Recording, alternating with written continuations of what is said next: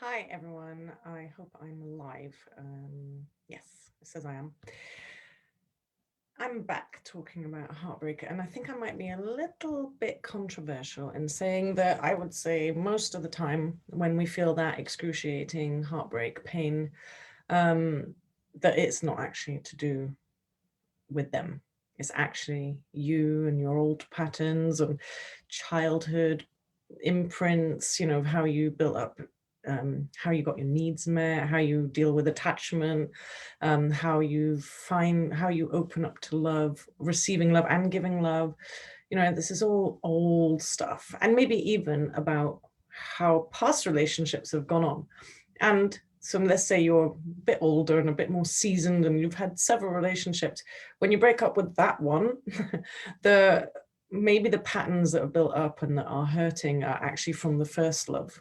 A lot of people have come to me with, all their love stories. It's amazing to sit and listen to people's love stories. It's like, it's better than reading a book. I'm fascinated and I love hearing and witnessing and just listening to the trials and tribulations of our hearts. And the first love story often has a big part to play, maybe not the first kiss or something, but the big love story. It wasn't maybe your first relationship, but it was the big one, the one that you just will never forget.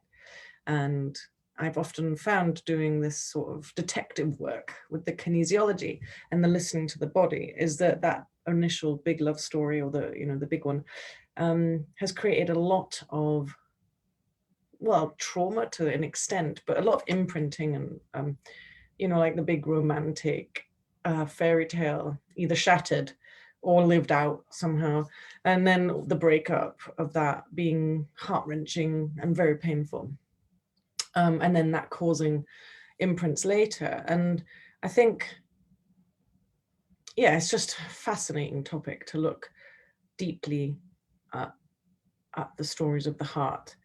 And when it's not actually about them, and it's not even about the first relationship or the first love story, a lot of the time it goes right back to early childhood core wounding, and even can go further back than that, past lives, ancestral imprints, all sorts that can lead to how you relate to partners or even in friendships.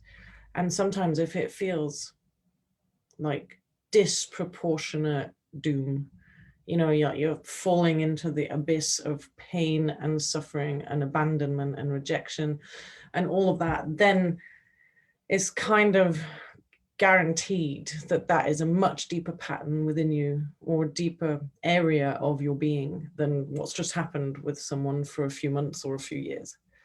Um, so that is the way I'm doing the heart retrieval course, is that you're not only mapping all your love stories. So instead of talking to me one-to-one, we're all going to be doing it separately.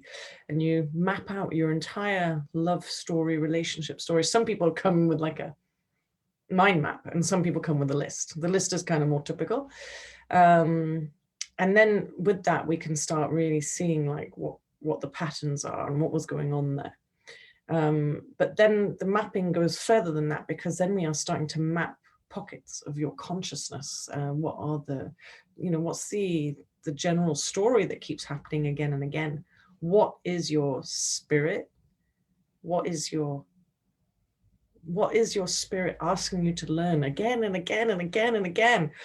And that's like something I learned the really hard way, was the same stories again and again, and me going kind of blind, like blinkered, going like, I'm in the dark and it hurts and I don't know what's going on, and I'll just fall into the next thing. And then just going, enough is enough. Just really, I've had enough. And I'm never going to go into a relationship ever again until I've looked at what is even attracting this. Like there was a cut off, there was a moment I'm like, I'm done.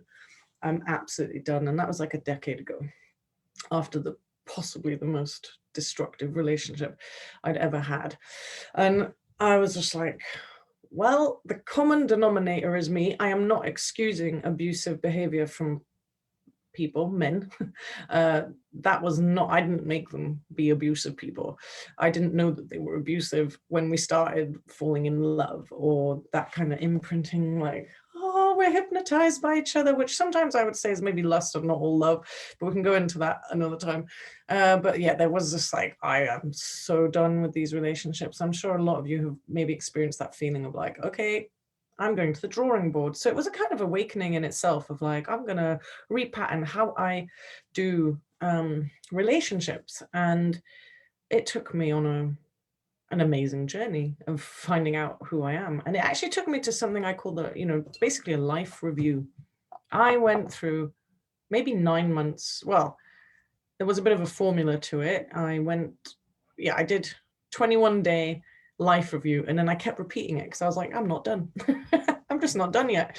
And I think I was getting worried that I would never stop crying, because I was like, just tears falling out of me every day for months. And I guess that it's like no, I'm not guessing, it is the dark night of the soul. It was like my big one, from asleep and in harm's way to gradually waking up to be proud of who I am and feeling like such a deep sense of integrity and authenticity.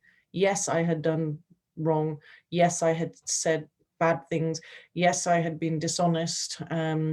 Yes, I had hurt people, but I had been hurt too. And I was holding on to resentment and bitterness and not forgiving people, which meant then that I'm holding on to all this, like my badness, if you want to call it badness, goodness and badness. But I was holding on to all this grossness, and other people's as well. Like, oh, they put all this stuff on me.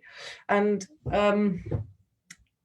yeah, so then I had to find a way, like, how can I walk around my head held high and love myself and attract loving people into my life? So that's key. How can I do that? And I was diligent, and I was totally on my own. I was surrounded by all the people. I was surrounded by amazing people, but also people also doing destructive stuff. And I had to make the difficult choice of like, if I carry on, I will be dead. Or such a pale shadow of who I could have been that I will never forgive myself. So I kind of did the hermit thing, and I just shut everything off. I kind of cut everyone out of my life. I started again. And that's part of that permission I said in the other video yesterday or the day before, was permission to start again, permission to let people go, permission to rewrite the story. And this is a big part of the heart retrieval thing, is that we're going to listen to the stories of the heart and then rewrite them. Because trauma, when it's stuck in the body, so people with PTSD or in their body, they're like, I'm never doing that again, never going to fall in love again, because love has meant really painful hurt, or men aren't safe, or etc. If that is written in the body, like, I am keeping you safe, we're never doing this again, that is kind of a trauma response to keeping you, a defense mechanism. And trauma that's stuck means that you might live forever in your waking human life with these same patterns playing out again and again. And if you remember the time of CDs, oh, it's so long ago, the CD, when it's scratched, it skips, and you're just like, will someone please skip the track? Because it's skipping. Everyone around you and you and your spirit are like, can we please skip the track? Or if there was a way of fixing CDs, I think that would have been great back in the day. But basically, we want to stop the staying stuck, repeating the same thing again and again, the skipping track. It's on the spot and it's jumpy and it's just not moving forward. And I think that's quite a good way of explaining how we can try and upgrade your nervous system by soothing it, by deregulating, learning how for the nervous system to understand, like, okay, that thing that happened 10 years ago is actually not happening right now, and it's actually not in the field, and actually you've done a lot of work on yourself, or you've started to look at yourself, that you actually starting building tools to work with those painful things that keep repeating in the system, like, oh my God, it might happen again. So actually learning to rewrite the stories of the body and the heart, it's a very beautiful thing. You don't have to stay stuck in the same thing forever and ever and ever and ever. You don't have to keep repeating the mistakes or the experiences of the past. They can be different. And the more in love with yourself that you are, and more proud and in integrity, you know, like I righted all the wrongs that I'd done, not necessarily out there, in here. I learned the hard way how to forgive myself and others so that I was no longer burdened by shame or guilt or stuck with anxiety around certain situations that had happened. I resolved them. I atoned. And again, it's not even a conversation with the others or the past. It's a conversation with you and the universe, I think, so that you can step forward into a new story. You don't have to carry the, you know, in a way, a beautiful way of seeing it is that we're not erasing your experiences. It's more like you're alchemizing the base metals into gold, or you're turning the old stories rather than live lightning bolts in the body all the time. You're making a mosaic that you have in your experience, or, you know, like postcards on the wall or something, that like, I did this, I went here and I went here, but now I'm rewriting the story and I'm turning the page and creating a new story or a new chapter for my heart, for my relationships, for you know, how I operate in the world. But part of this life review thing, so it's like that, if you are versed in spiritual language and themes and ideas, and I'm sure maybe it's even like in the Bible, maybe, possibly, but you know, this idea of a life review, that you die, in between your lives, you go to this, your higher dimensional council, and you and them very non-judgmentally discuss sort of like where you've been, what you've done, and what you want to learn. And that's so key. Like, what is it that your spirit and just your whole being is like, please learn this time, otherwise I'll keep putting those things in your way until you learn them. And also like, where are you going next? And this idea is like, why wait till you die to figure out what you're going to repeat again next time? Is do it now. Do that life review now. And I keep saying I'm going to do this for years now, but I wanted to do a kind of facilitate people doing a life review. It's a very personal journey, and it takes grit, determination. And if you mess up, you start from the beginning again. So that kept me going, because I'm quite competitive. So I was competing with myself in a way. So I was like, okay, I'm, you know, if I mess this up and I miss a day, then I'm going back to square one, day one, and I start again. And that kept me motivated. And, you know, it's hard. It's this kind of pain moving through, you know, it's like taking some discomfort for much more freedom and power and energy. You know, when you rewrite those stories of your heart and in your subconscious, and you know, you're freeing up so much life force, so much momentum, so much power, and you're being able to direct it in a positive direction.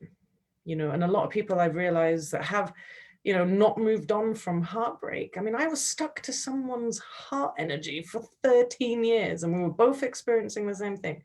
And that is an unusual experience, I have found.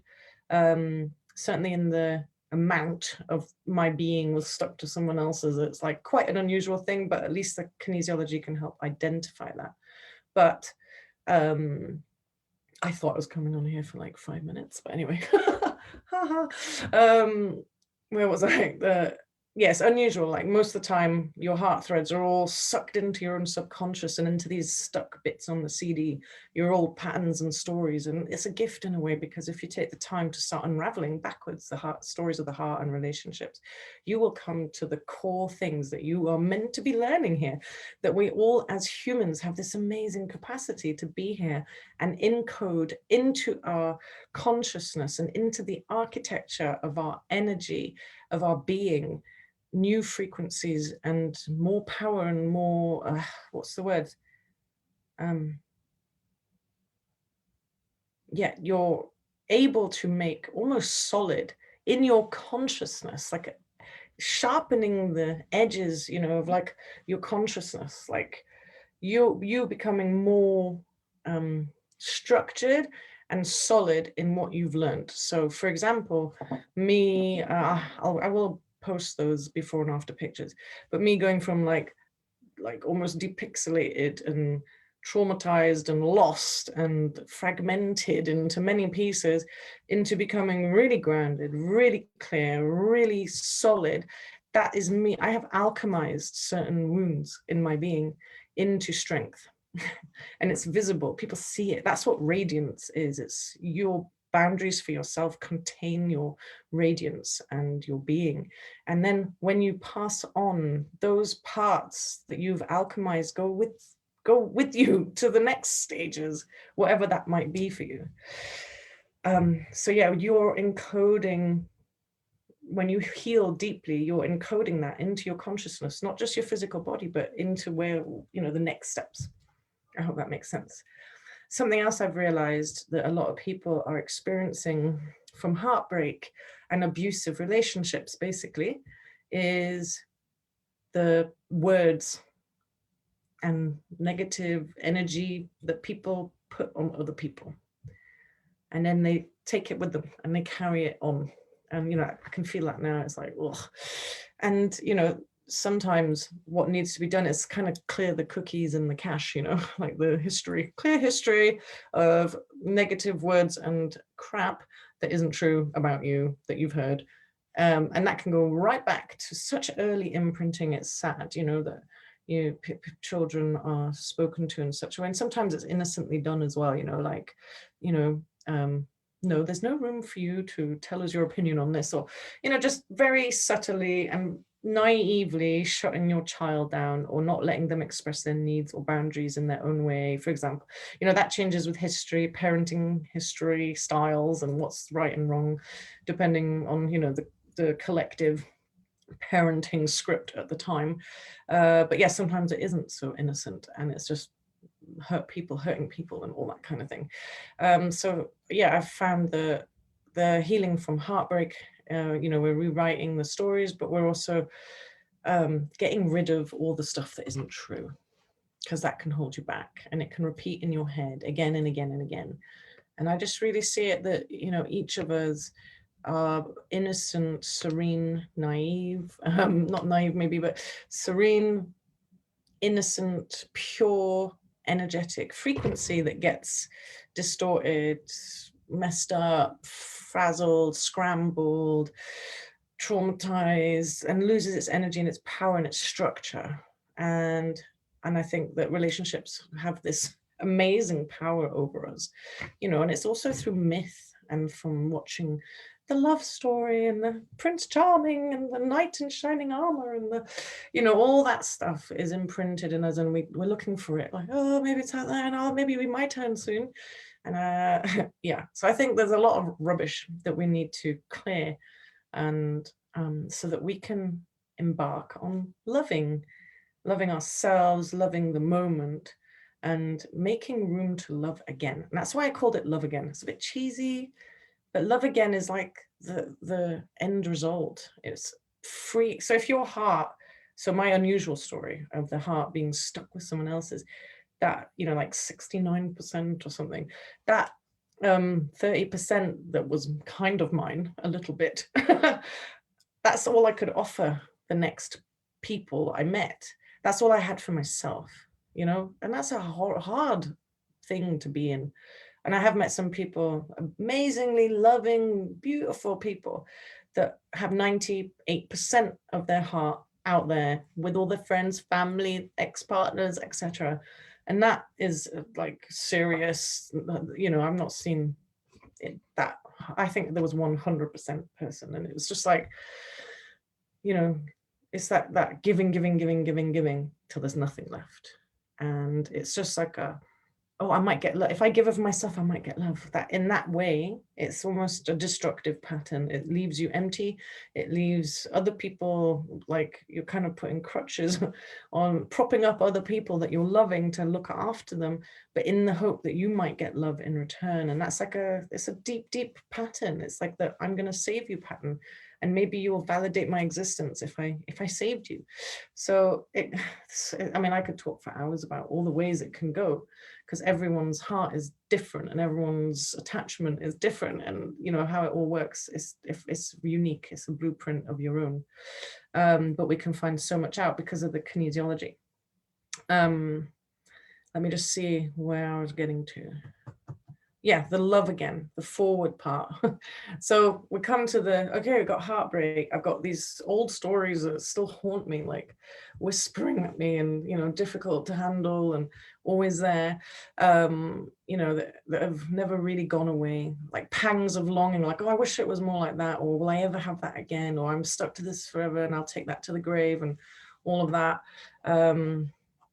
I just remembered another tangent I went on, hang on.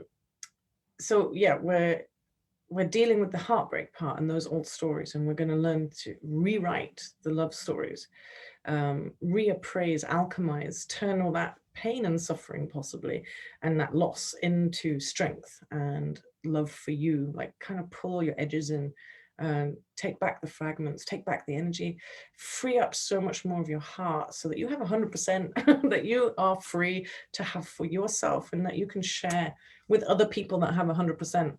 You know, this is a kind of total reconceptualization of energy in partnerships and friendships. It's not about giving and then you having less and then you've propped them up. It's like two strong people sharing life, love, consciousness, intelligence, whatever, but still in their power and their core strength, which I talked about more in that last video I did. The core scaffolding being built till it's strong, and which is what we do in mapping all these areas of consciousness during the course. And then so that you have the capacity to love again. That's why it's called Love Again. And at the final weeks of the course, we're looking at the limiting beliefs that, because of what's happened in the past, has stopped you engaging in anything new in case it's like that again. So it's a bit the same things happen with money, for example, like, oh, money is bad, therefore you just never hold on to it, kind of thing. And that's the next thing I'm putting out soon, actually, Money Gateway. Sorry, there's like